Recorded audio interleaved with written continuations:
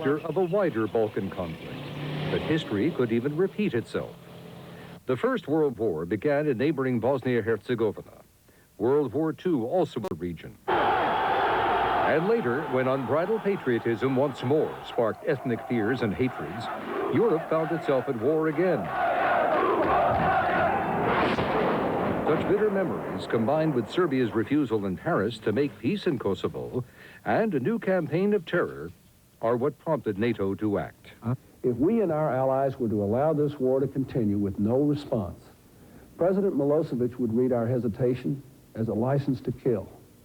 There would be many more massacres, tens of thousands more refugees, more victims crying out for revenge. NATO insists its decision to strike is designed to end Serb aggression in the Balkans, not interfere with its internal politics.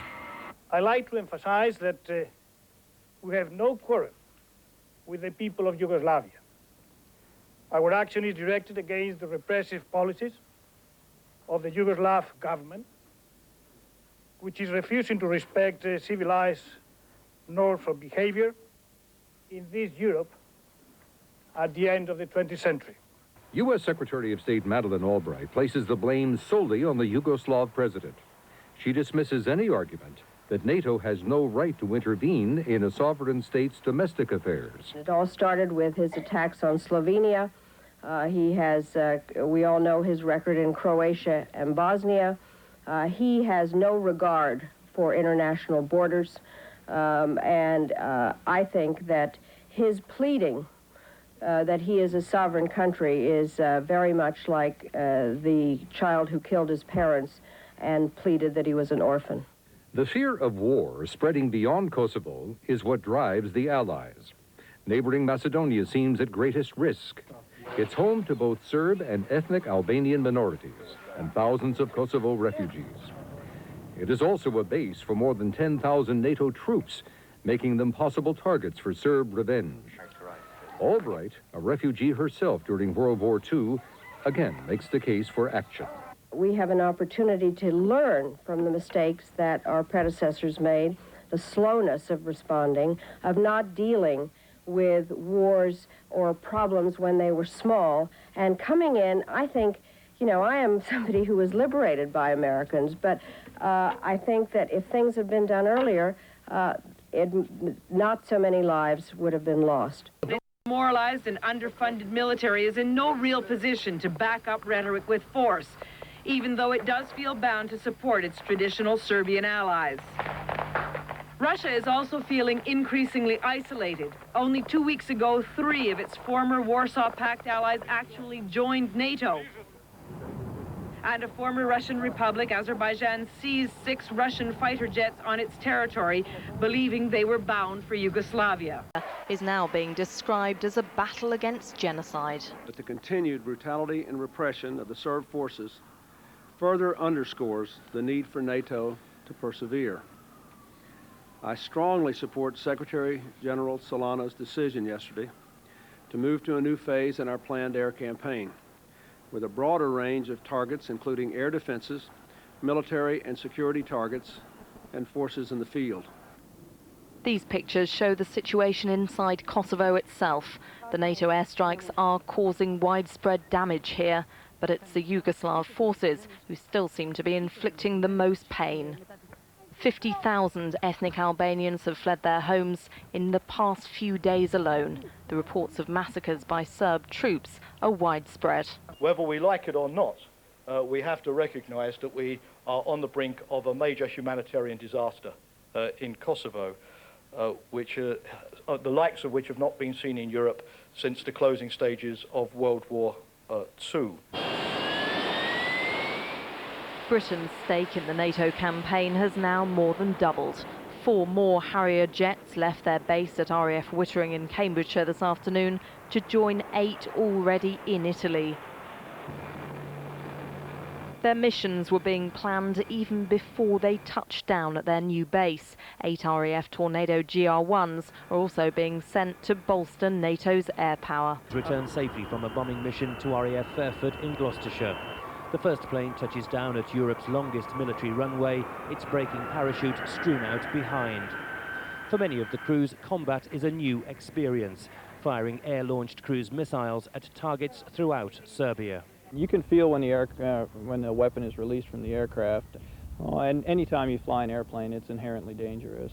The nice thing about the B-52 is that it brings a combination of between the weapons payload that we can carry and the range and speed of the aircraft, especially when you're talking about launching missiles. We can launch them from an area that puts us at less risk than some other platforms.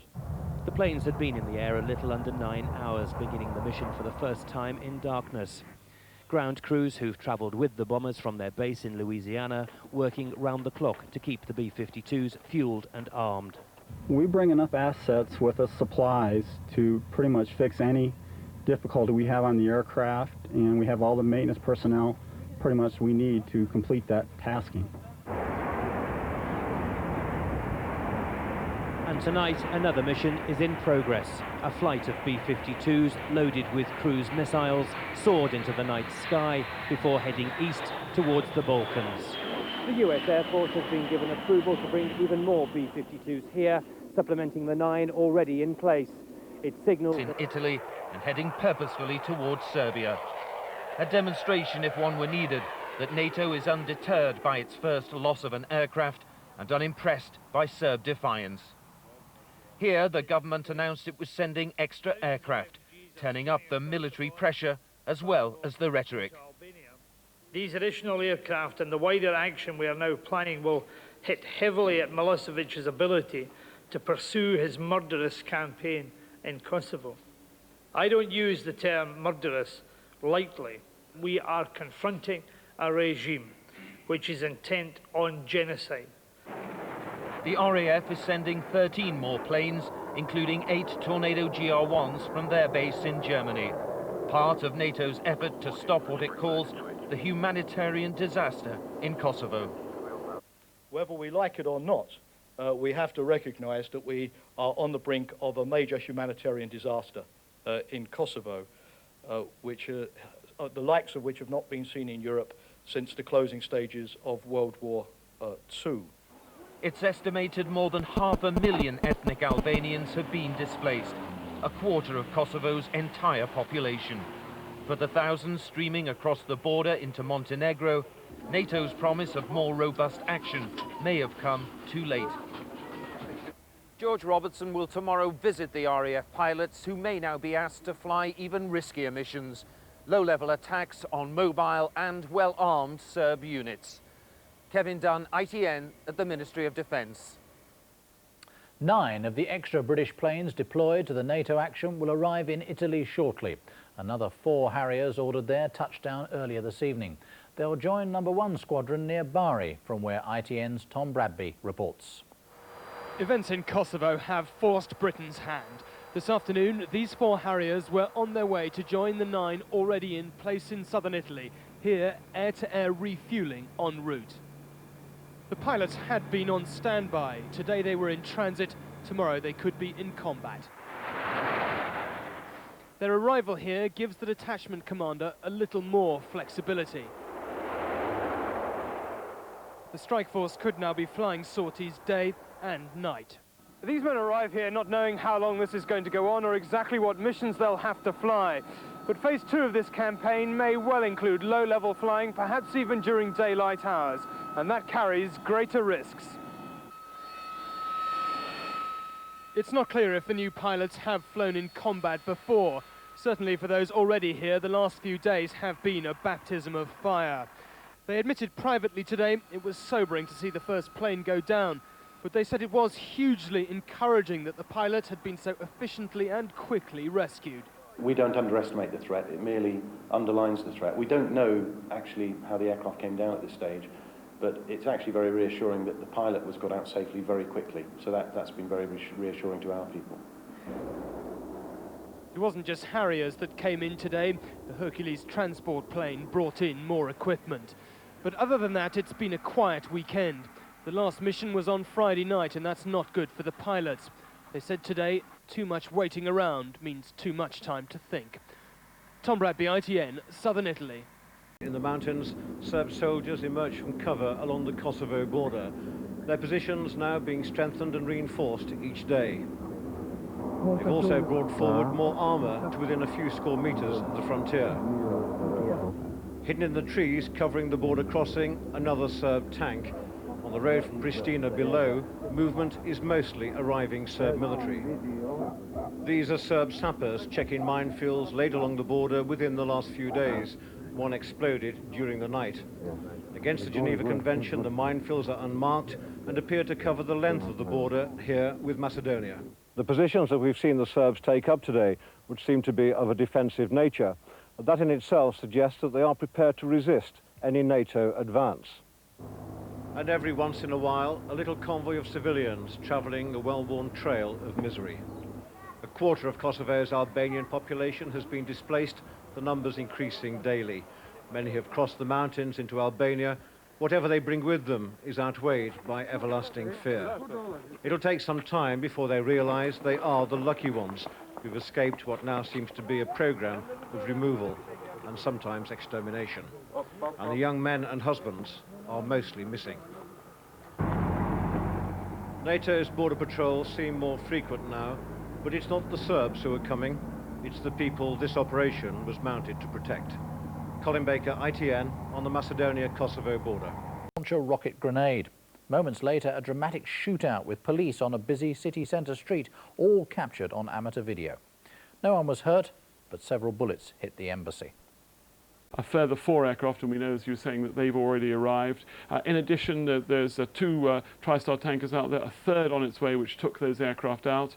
And then we've also got 8 Tornado GR1s coming from Germany, from RAF Bruggen. There are going to be 3 AWACS aircraft still out there. Now that's quite a force. We've rather crowded that picture there to demonstrate that there is quite a commitment now from the British. We tend to look at it and say, well, we're the poor relation. The Royal Air Force is doing a lot because, remember, there's a squadron in Kuwait, there's a reinforced squadron in Saudi Arabia, there are aircraft in Incirlik in Turkey, all doing the no-fly zone in Iraq, and Britain has other commitments around the world, places like the Falkland Islands. So a lot of commitment that's going on now from the British. As it came in today, this is the 4 aircraft Harriers going out. They left RAF Wittering this morning. There's the TriStar tanker. The TriStars can also carry all their equipment out. This is a really difficult activity, actually in-flight refueling. That long probe there, and to the right you can see the nozzle which connects the fuel. The moment it makes contact, the fuel flows. When it breaks, the fuel stops. And after a long flight, these pilots are having to work quite hard and doing navigation and other duties when they're going down, and having to then refuel in flight, probably twice, I would imagine. But it's a nice view there to see the aircraft together. You don't often get that opportunity to see that many aircraft. Sadly, this is in a war situation that we're seeing them. But the Harrier, and you can see a beautiful view of the nose there, and those bumps on the nose are all its new night vision equipment. And there's the flight deck of the TriStar tanker, and there's one of the pilots of the Harriers going out. They show a series of explosions there, in line with NATO's declared intention of pounding Serb ground forces, said to be conducting a genocidal campaign against ethnic Albanians. Whatever measures are necessary, even reluctantly introducing ground forces, if that is the only way to accomplish it. Others say, not yet. It's only been 5 days, and I know there are terrible things happening in Kosovo. There are a lot of people talking about ground forces. Let's continue the air assault. President Clinton is still selling his Kosovo policy to a skeptical American public. Any attempt to introduce U.S. ground forces into the troubled region could be a hard sell. Jean? Off for souvenirs. The pilot was rescued by American search teams. NATO today admitted that a plane had crashed, but didn't say why. Sky's diplomatic correspondent Tim Marshall reports from Belgrade. A moment of triumph for the civilians of Budjanovci village. They are sure the American stealth jet was shot down. Whatever the circumstances, there's only one explanation here. This man said he saw the plane hit, then there was a flash and an explosion. Another man described seeing the aircraft going down. He ran towards the wreckage, but the army arrived and told him to keep away. Today, Serbian television is showing pictures of the wreckage burning shortly after the plane came down. The rest of the fuselage was found about 4 kilometers away. One local said they'd found the pilot's weapons, but not him. One villager told us the plane was traveling from west to east. Above the village, it burst into flames, did a U-turn, and then crashed in the fields. The wreckage is spread over a large area. The authorities will try and gather as much as possible and then examine it in detail.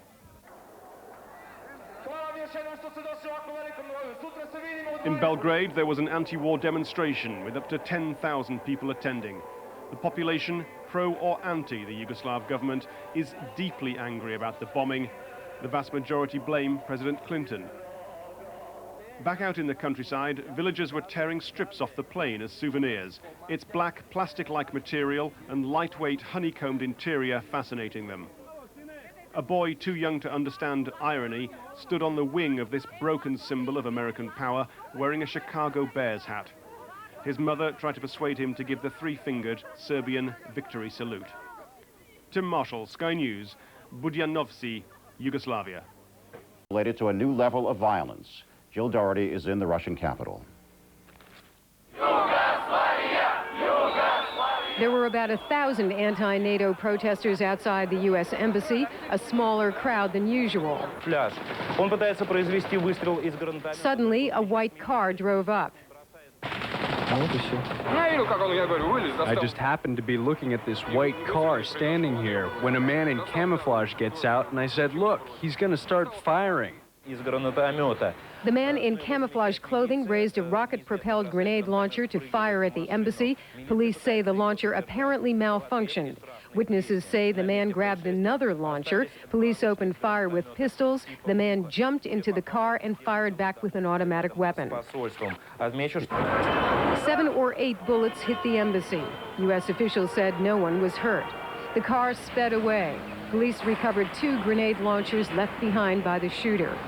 Police, Federal Security Service troops, and police special forces were beefed up. You can see that we pushed most of the people away from the embassy. People are now located a good distance away, and the police are guarding the embassy. Anti-NATO demonstrations have been taking place day and night in front of the U.S. Embassy in Moscow. They have turned violent, with ultra-nationalists and young skinheads fueled by alcohol, breaking windows, throwing bottles, eggs, and ink at the building, located on one of Moscow's busiest thoroughfares. This is not the first time the U.S. Embassy has been fired on. In September 1995, a rocket-propelled grenade was fired, destroying an office. No one was injured. That attack came after the Kremlin accused NATO of genocide against the Bosnian Serbs. Russia's interior minister says police prevented a most dangerous political provocation, the consequences of which could have been irreversible. The Russian Foreign Ministry apologized to the United States for the attack. President Boris Yeltsin ordered an investigation. Jill Doherty, CNN, Moscow. Secondly, all of our F-117s have a pilot's name on the canopy rail. That does not mean that that pilot is the only individual that flies that airplane. That's the one that's assigned kind of his baby to look after when it's back here at home station, and is separate and distinct from who would fly that during a particular mission. Obviously, we don't go up and paint the airplane with a new name on it every time a different pilot gets in it.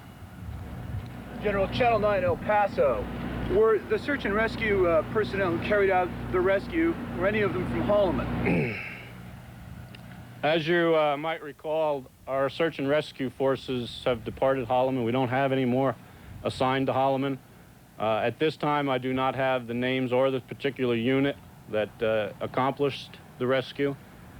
If I look back at the experience and the proficiency and the talent and the skill of the 48th Rescue Squadron and when they were here, I'd certainly say there's probably a good chance that they could have pulled that off, but I don't have an answer for that right now. Were the Air Force or from... It is day 5 of Operation Allied Force, and airstrikes against Yugoslavia are intensifying. NATO launched more than 50 warplanes from the base at Aviano, Italy this afternoon.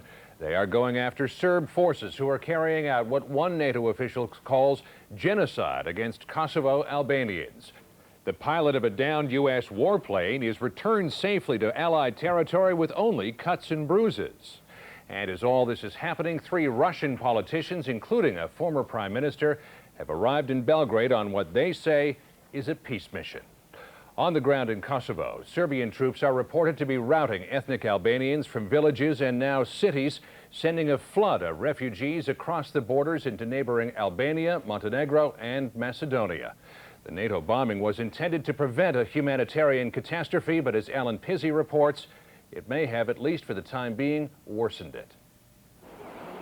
This is what NATO bombing has won so far, a long, dismal line of refugees driven from their homes by the Serbs. Over the weekend alone, 14,000 ethnic Albanians fled Kosovo, according to the UN Refugee Agency. They took all the men and killed them, this woman says. They put pistols on people's throats and said, "We will not allow your children to see Kosovo. We will kill you all." The Serbs appear to be ethnic cleansing on a monumental scale. Reliable reports from Pristina say leaflets signed by the Serb prefect of Kosovo order all ethnic Albanians to leave for Macedonia. There are also credible reports that ethnic Albanian men who worked for humanitarian relief agencies and the international monitors are being hunted down. Refugees crossing the Macedonian border today had hidden for days before taking the chance of making a run for it. Even safely across the border, they were afraid to be identified. What sort of things happened? They are collecting people during the night, killing them, slaughtering them. Only NATO ground troops, he says, can save Kosovo. And if no troops come, what will happen? Only mighty God knows that. What do you think? They will kill plenty of Albanians there. And NATO bombings haven't stopped the Serb offensive against Kosovo Liberation Army guerrillas, according to a spokesman reached by satellite telephone. We are still fighting. We have ammunition, but we don't have enough to take them back, to break them. Refugees have so little left, they are reliant on charity for food. But that's still better than being trapped in Kosovo. Alan Pizzi, CBS News, Skopje. Airstrikes against Yugoslavia are in what NATO is calling Phase 2, now targeting Yugoslav tanks, troops, and weapons. On the last day of Phase 1, yesterday, the Serbs scored a propaganda coup when a high-tech American stealth fighter went down. David Martin at the Pentagon reports the celebrating may be short-lived.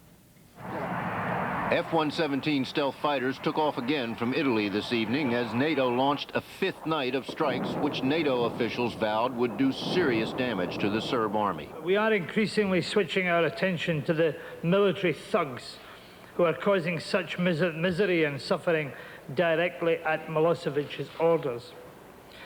And let them get this message, because we are going to hit them hard.